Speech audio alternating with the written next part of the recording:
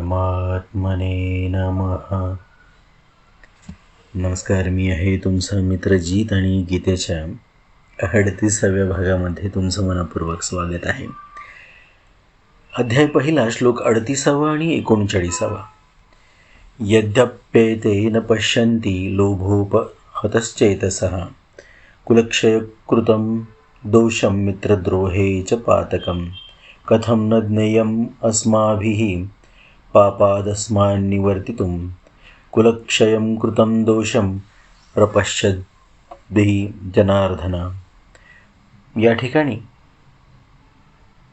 भाषांतर पाहण्यापूर्वी आपण पाहूया की याचा भावार्थ काय आहे. की जरी लोभामुळे ज्यांचा विवेक विचार नष्ट झाला आहे, अशा या दुर्योधनादिकांच्या कुलाचा नाश केल्याने होणारे दोष आणि मित्राशी द्वेष केल्याने किंवा मित्राचा द्रोह केल्याने होणारे पाप दिसत नाही, तरीही हे जनार्दन, कुलाचा नाश केल्याने होणारे दोष चांगल्या प्रकारे जाणणारे आम्ही या पापापासून निवृत्त होण्याचा विचार का करू नये. भाषांतर पाहूया. जरी या लोकांना कुलक्षयाने होणारा दोष व मित्रद्रोहाने होणारे पातक लोभामुळे दिसत नसले, तरी हे जनार्दन सांग, कुलक्षयामुळे होणारे दोष ज्ञात असतानाही आम्ही पापापासून परामुख का बरे होऊ नये. या ठिकाणी जनार्दन म्हणून हाक मारतात. जनांचा आधार आहेस म्हणतात तू. अर्जुन भगवंतांना म्हणतात की तुम्ही जनाचा आधार आहात आणि तुम्ही या पद्धतीने कुळांचा सुद्धा आधार आहात. कुलक्षय होईल या ठिकाणी. प्रत्येक ठिकाणी जिथे नाव घेतलेलं आहे ते त्या त्या श्लोकाच्या अनुषंगाने इथे हाक मारलेली आहे. पहा, व्याख्या आपण पाहूया. इतके मिळाले, इतके आणखी मिळो, पुढे असेच मिळत राहावे. अशा प्रकारे धन, जमीन, घर, आदर, प्रशंसा, पद, अधिकार इत्यादीकडे वाढत चाललेल्या मनुष्याच्या वृत्तीला लोभ असे म्हणतात. पहा काय काय म्हटलेलं आहे इथे. धन आहे, जमीन आहे, घर आहे, आदर आहे, प्रशंसा आहे, पद आहे, अधिकार आहे इत्यादीकडे वाढत चाललेल्या मनुष्याच्या वृत्तीला लोभ असे म्हणतात. या लोभ वृत्तीच्या कारणाने या दुर्योधनादिकांची विवेक शक्ती नाहीशी झाली आहे, ज्यांच्यामुळे त्यांच्या मनात असा विचार येत नाही की ज्या राज्यासाठी आम्ही एवढे मोठे पाप करीत आहोत, कुटुंबियांना नष्ट करू पाहत आहोत, ते राज्य आमच्याजवळ किती दिवस राहील आणि आम्ही त्याच्याबरोबर किती दिवस राहू.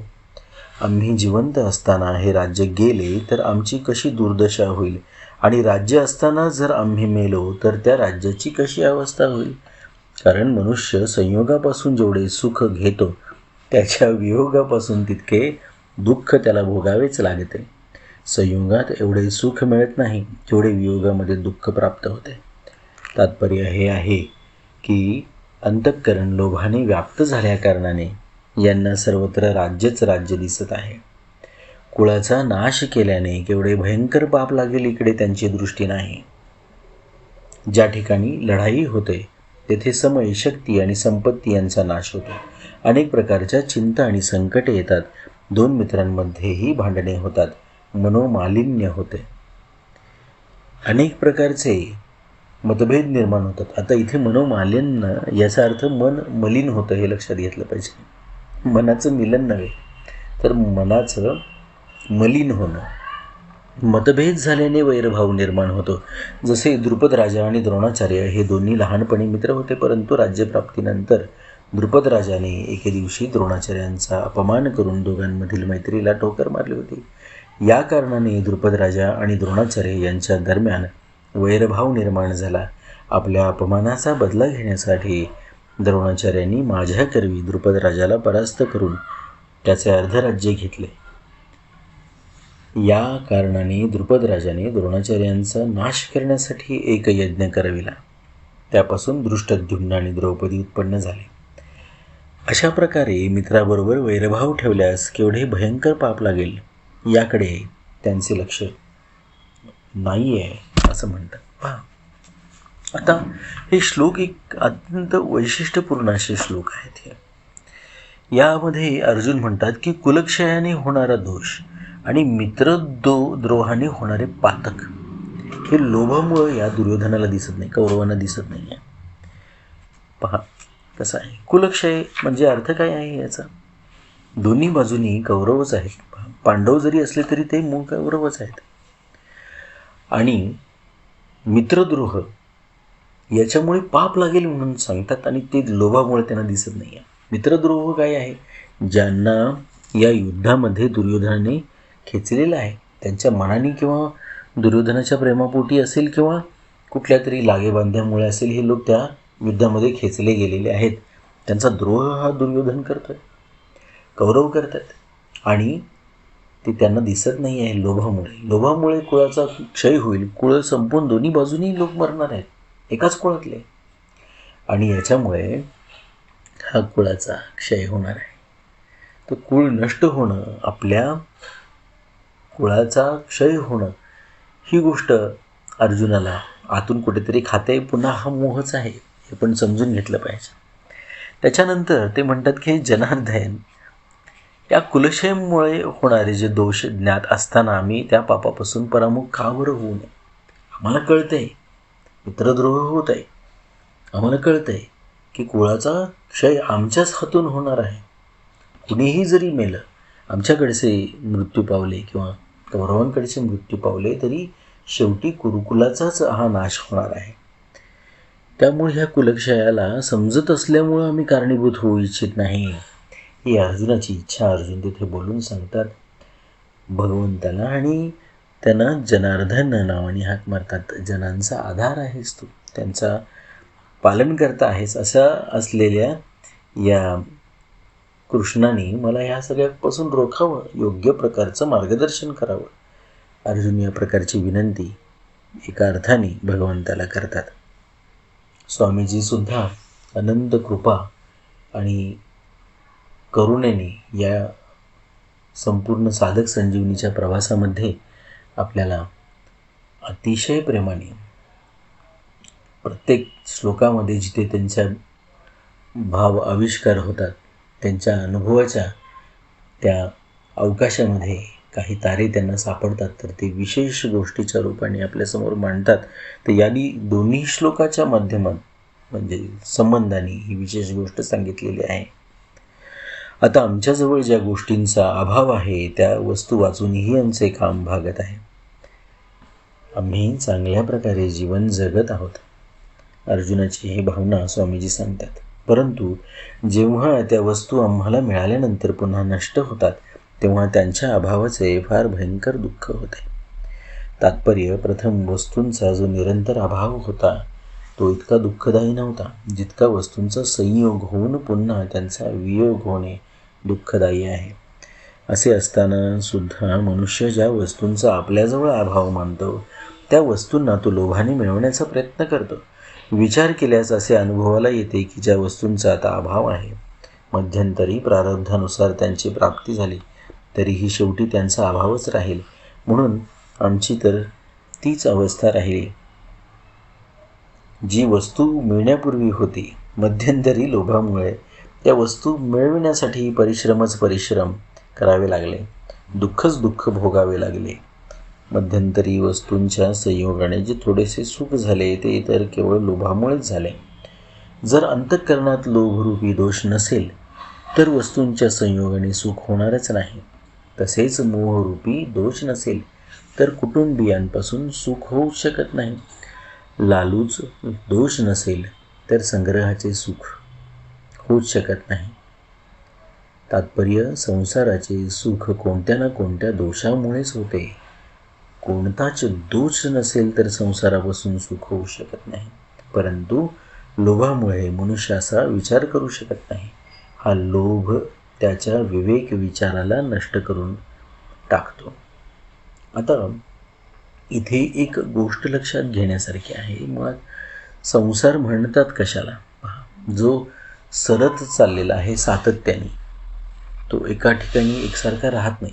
जगत या शब्दाचाही अर्थ तशाच प्रकारचा आहे, जे गतिमान आहे आणि ते जाते सारखं. पहा, शरीर या शब्दाचाही अर्थ तशाच प्रकारचा आहे की ते सतत क्षीण होत चाललेलं आहे, झिजत चाललेलं आहे. या पद्धतीने आपल्याला या संसाराचं वर्णन वेगळ्या वेगळ्या पद्धतीने ऐकायला मिळतं. परंतु हा संसार नेमका आहे काय? पहा, व्यक्ती आहे, वस्तू आहे, परिस्थिती आहे, वेगळ्या वेगळ्या प्रकारची ती आपल्या आयुष्यामध्ये येते. या सगळ्या बाह्य गोष्टी आहेत आणि या सगळ्या बाह्य गोष्टींना संसार म्हणण्याची अत्यंत चुकीची पद्धत आपल्याकडे आहे. अध्यात्मामध्ये हा संसार नव्हे, आपण समजून घेतलं पाहिजे. अध्यात्मामध्ये या सर्व बाह्य गोष्टींचा मनावर जो परिणाम होत असतो आणि मनाचा जो व्यापार आहे त्या अनुषंगाने होणारा तो व्यापार म्हणजे संसार आहे. याचा अर्थ आपणच आपल्या आतमध्ये हा संसार निर्माण केलेला आहे आणि त्या संसाराच्याच माध्यमातून सातत्याने हा जन्ममृत्यूचा फेरा आपल्याला तो अनुभवायला मिळतो. हे लक्षात घ्या. ते आपणच जन्माला घालणं आणि आपणच मारणं, आपणच मृत्यू पावणं, आपणच जन्माला येणं म्हणजे नेमकं काय, हे सर्वसाधारणपणे या अनुषंगाने तुम्हाला समजायला सोपं जाईल. पहा, संसार या सगळ्या गोष्टींना म्हणत नाहीत, तर त्या गोष्टींचा आत जो व्यापार निर्माण होतो, त्या गोष्टीशी जे काही त्या व्यक्ती, वस्तू, परिस्थिती ज्या काही बाह्य आहेत सगळ्याच्या सगळ्या गोष्टी, त्यांच्याशी आपण आकर्षणाचं किंवा द्वेषाचं, तिटकाऱ्याचं जे काही नातं निर्माण करतो, ते नातं आपण निर्माण केलेलं नातं म्हणजे संसार आहे. तो टाळता येणं आपल्याला सहज शक्य आहे, लक्षात घ्या. आणि मग त्या ठिकाणी सुख आणि दुःखाची जी भावना निर्माण होते ती त्या नात्यातून निर्माण होते. ही आपल्या लक्षात येत असेल तर मग ते सगळं त्या संसारातून बाहेर पडणं किती सोपं आहे. पहा, बाह्य परिस्थिती बदलणं आपल्या हातात नाही, परंतु बाह्य परिस्थितीचा आपल्या मनावर होणारा परिणाम जो आहे तो बदलणं, तो होऊ न देणं हे निश्चितपणाने आपल्याच हातात असतं. 39वा जो श्लोक आहे, कथम न ज्ञेयमस्माभिः, याचा अर्थ आपण पाहूया. त्याच्याबद्दलची विशेष गोष्ट आपण ऐकूया. आता अर्जुन आपले मत व्यक्त करतात की जरी दुर्योधनादिकांची आपल्या कुलक्षयामुळे होणाऱ्या दोषाकडे आणि मित्रद्रोहामुळे होणाऱ्या पापाकडे दृष्टी नाही, तरी पण आम्हाला कुलक्षयामुळे होणाऱ्या अनर्थ परंपरेला पाहिलेच पाहिजे. ज्याचे वर्णन अर्जुन पुढील म्हणजे 40व्या श्लोकापासून 44व्या श्लोकापर्यंत करतील. कुलक्षयाबद्दल खूप सविस्तर अर्जुनाने सांगितलेलं आहे. कारण कुलक्षयामुळे होणारे दोष आम्ही चांगल्या तऱ्हेने जाणतो आणि मित्राशी द्रोह, वैर, द्वेष केल्यास होणारे पापही उत्तम रीतीने जाणतो. जर त्या मित्रांनी आम्हाला दुःख दिले तर ते दुःख आमच्यासाठी अनिष्टकारक नाही, कारण दुःखाने तर आमच्या पूर्व पापांचा नाश होईल, आमची शुद्धीच होईल. पहा अर्जुनाचा भाव कसा आहे. परंतु आमच्या मनात जर द्रोह, वैरभाव असेल तर तो मेल्यानंतरही आमच्याबरोबर राहील आणि प्रत्येक जन्मामध्ये आम्हाला पाप करण्याविषयी प्रेरणा देत राहील, ज्यामुळे आमचे पतनच पतन होईल. अशा अनर्थ करणाऱ्या आणि मित्रासोबत द्रोह निर्माण करणाऱ्या या युद्धरूपी पापापासून वाचण्याचा विचार का करू नये? अर्थात विचार करून या पापापासून आम्ही स्वतःला अवश्य वाचवलेच पाहिजे. या ठिकाणी अर्जुनाची दृष्टी दुर्योधनादिकांच्या लोभाकडे तर जात आहे, पण ते स्वतः कौटुंबिक मोहामध्ये गुरफटले जाऊन बोलत आहेत, इकडे त्यांची दृष्टी जात नाही. या कारणानेच ते आपल्या कर्तव्याला समजत नाहीत. किंबहुना जे युद्ध आहे ते टाळणं हे कर्तव्य समजायला लागलीत. आत्ता उलटाच विषय झालेला आहे. असा नियम आहे की जोपर्यंत मनुष्याची दृष्टी दुसऱ्याच्या दोषांकडे असते तोपर्यंत त्याला आपला दोष दिसत नाही. उलट असा एक अभिमान होतो की यांच्यात तर हा दोष आहे परंतु आमच्यात हा दोष नाही. पहा किती सूक्ष्म विश्लेषण स्वामीजी करतात. सात्विकता, सज्जनपणा हा अशा पद्धतीने कसा दोष होतो पहा. समोरचा दोषी आहे, समोरचा पापी आहे, मी मात्र नाही आहे, आणि मग स्वतःबद्दल निर्माण होणारा एक अभिमान, अहंकार, हा या ठिकाणी त्या माणसाचं पतन होण्याला कारणीभूत होतो. मोह होणं हे पतन होण्याची सुरुवातच आहे, लक्षात घ्या. हे युद्ध अर्जुनाने जर केलं नसतं या मोहात पडून तर आपल्याला त्याच्या अनर्थाची कल्पना आहे. त्यानंतर मग कौरवांचंच राज्य निर्माण झालं असतं, जे पापी आहेत, लोकांना छळणारे आहेत, आपल्या स्वतःच्या इंद्रियांची लोलुपता पोसणारे आहेत. जनतेला आपल्या कयात ठेवण्यासाठी काही गोष्टी त्याच्यामध्ये ते जनतेला देत आहेत, लक्षात घ्या. असं नाही. परंतु मूळ उद्देश मात्र जनतेला अशा प्रकारे तनोरंजनात मग्न ठेवून त्या मग्नतेचा गैरफायदा घेऊन आपलं राज्य बळकट करणं आणि त्या स्वतःच्या स्वार्थासाठी बळकट केलेल्या राज्याचा उपभोग घेणं आपल्या इंद्रिय लोलुपतेसाठी, हा दुर्योधनाचा भाव आहे. आपण हे समजून घेतलं पाहिजे. पुढे जाऊया. युद्धरूपी या पापापासून, म्हणजे इथे म्हणतात स्वामीजी की अर्जुनाचा जो काही त्याच्यातला भाव आहे की तो कडे दृष्टी जात नाही त्याची, अर्जुनाची, त्या सात्विकतेमुळे तो स्वतःचा दोष मात्र दोष मानत नाही, लक्षात घ्या. आणि उलट पक्षी आपल्या सज्जनपणाच्या, आम्ही कशी किती चांगले आहोत ही आपल्या चांगुलपणाच्या त्या खोट्या भ्रमामध्ये तो पुन्हा मोहात आणखीन पडून या आपल्या कर्तव्यापासून लांब जातोय, हे समजून घेतलं पाहिजे. असा नियम आहे की जोपर्यंत मनुष्याची दृष्टी दुसऱ्याच्या दोषाकडे असते तोपर्यंत त्याला आपला दोष दिसत नाही. उलट असा एक अभिमान होतो की यांच्यात तर हा दोष आहे परंतु आमच्यात हा दोष नाही. अशा अवस्थेत तो विचारच करू शकत नाही की जर यांच्यात कोणता दोष आहे तर आमच्यातही दुसरा कोणता दोष असू शकतो. समजा दुसरा दोष जरी नसला तरी दुसऱ्याचा दोष पाहणे हा दोष तर आहेच. दुसऱ्याचा दोष पाहणे तसेच आपल्यात चांगुलपणाचा अभिमान होणे, हे दोन्ही दोष एकमेकासोबतच राहतात. अर्जुनालाही दुर्योधनादिकांच्या मध्ये दोष दिसत आहे आणि आपल्यात चांगुलपणाचा अभिमान होत आहे. चांगुलपणाच्या अभिमानरूपी सावलीत सर्व दोष राहतात, म्हणून त्यांना आपल्यातील मोहरूपी दोष दिसत नाही. किती सुंदर सांगतात पहा स्वामीजी, भगवान किती सुंदर सांगतात. संजयसुद्धा या सगळ्या गोष्टींचा उहापोह करत असताना किती सूक्ष्मपणाने एक आपल्या मनोव्यापाराचा विचार या अध्यात्मामध्ये केलेला आहे, भगवद्गीतेमध्ये केलेला आहे, हे आपल्या लक्षात येईल. मनुष्य मोहात पडतो आपल्या स्वतःच्याच चांगुलपणाच्या, मनुष्य मोहात पडतो आपल्या नात्यासंबंधांच्या, मनुष्य मोहात पडतो मला खूप कळतं अशा ज्ञानाच्या.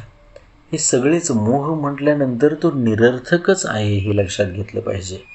अगदी ममतासुद्धा जर चुकीच्या ठिकाणी जर व्यस्त होत असेल तर ती सुद्धा दोषपूर्ण आहे, हे आपण समजून घेतलं पाहिजे. या पद्धतीने अर्जुनांचं चांगुलपणाच अर्जुनाच्या कल्याणाच्या मार्गामध्ये अडथळा होतोय, हे या श्लोकाच्या माध्यमातून आपल्याला समजून येईल. हा अर्जुन आपल्या मनामध्ये आहे, जसं दुर्योधनही आपल्या बाजूला मनामध्ये आहे, तसाच असा एक अर्धवट प्रगती झालेला आध्यात्मिक एक योगी, एक परंतप, ज्यांनी तपश्चर्येने या एका संपूर्ण पुरुषाचं प्रेम प्राप्त केलेलं आहे. पहा, भगवंत अत्यंत प्रेमाने अर्जुनाला कायम जवळ करत आहेत, कारण अर्जुनाची तशी पात्रता आहे. परंतु अर्जुनसुद्धा, आपल्यातला हा अर्जुनसुद्धा अशा पद्धतीने मोहात पडलेला असतो. त्यामुळे मन एकाग्र म्हणतात ते होतच नाही. मन कायम द्विधा मनस्थितीमध्ये राहतं. मन सातत्याने विचार करत राहतं, मी इकडे जाऊ का तिकडे जाऊ, कोणता मार्ग पत्करू. आणि कुलक्षय होणार आहे, मित्रद्रोह होणार आहे, या पापाचा मी भागी होणार नाही म्हणून अर्जुन सांगतात भगवंताला. आणि या पापापासून आम्ही परामुख का होऊ नये आम्हाला कळत असताना असं अर्जुन म्हणतात. आता आम्हाला हे कळतंय, या मोहात अर्जुन आहेत, हा ज्ञानाचा मोह आहे, हे लक्षात घेतलं पाहिजे. परंतु ज्या वेळेला भगवंत सांगायला सुरुवात करतील तेव्हा अर्जुनालाही समजेल की अर्जुनाला खरंच काही कळत होतं की नव्हतं. या श्लोकाचा पुढच्या 40व्या श्लोकाशी काय संबंध आहे? कुलक्षय झाल्यास होणाऱ्या ज्या दोषांना आम्ही जाणतो ते दोष कोणते आहेत? त्या दोषांची परंपरा पुढील 5 श्लोकात अर्जुन सांगतील. पुढे जाऊया. ओम परमात्मने नमः.